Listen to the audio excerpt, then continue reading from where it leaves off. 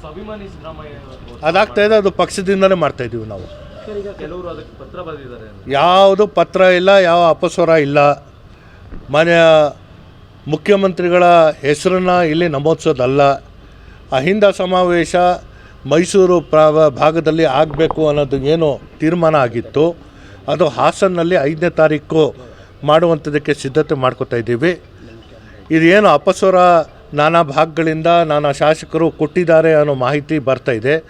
ಅದನ್ನು ಪರಿಗಣಿಸಿ ಮಾನ್ಯ ರಾಜ್ಯ ಕಾಂಗ್ರೆಸ್ ಪಕ್ಷದ ಅಧ್ಯಕ್ಷರಾದಂಥ DK ಶಿವಕುಮಾರ್ ಅವರು ಈ ಸಮಾವೇಶ ಪಕ್ಷದ ಸಮಾವೇಶವನ್ನಾಗಿ ಮಾರ್ಪಡಿಸಿ ಇದನ್ನು ಪಕ್ಷದಿಂದಲೇ ಮಾಡ್ತಾಯಿದ್ದಾರೆ.